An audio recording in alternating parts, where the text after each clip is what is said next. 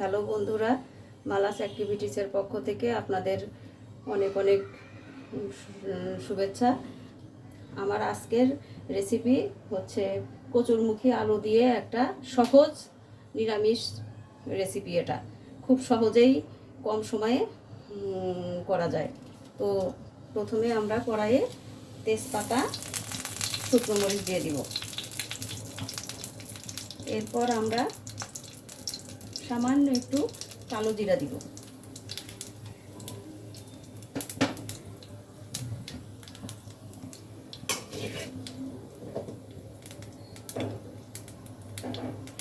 এবার আমরা সবজিগুলো দিয়ে দিব। এবার সামান্য পরিমাণ লবণ আর হলুদ দিব। এবার সবজিগুলো খুব ভালো করে ভেজে নিতে হবে।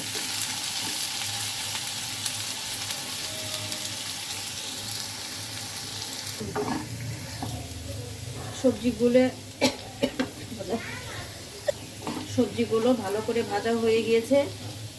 এবার আমি মশলা দিয়ে দিব। আমি এখানে সামান্য একটু জলের মধ্যে হলুদ, লবণ, একটু জিরার বাটা, আদা বাটা আর সামান্য একটু সরিষার তেল দিয়ে গুলে এনেছে। আমি এই তরকারিটা পুরোই কাঁচামরিচ দিয়ে রান্না করব, শুকনো মরিচ ইউজ করব না।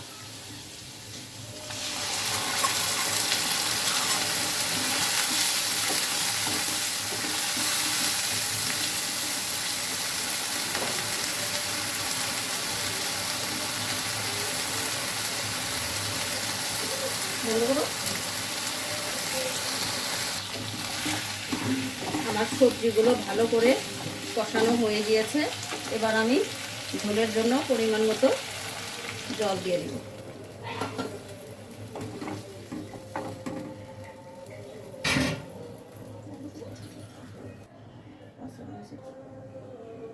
এবার ঢাকা দিয়ে দিব।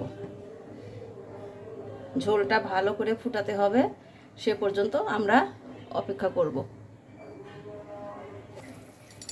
এবার সামান্য একটু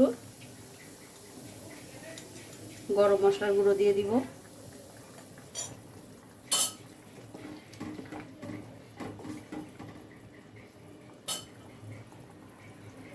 নিরামিষ রান্না আসলে এক একজন এক এক প্রসেসে রান্না করে।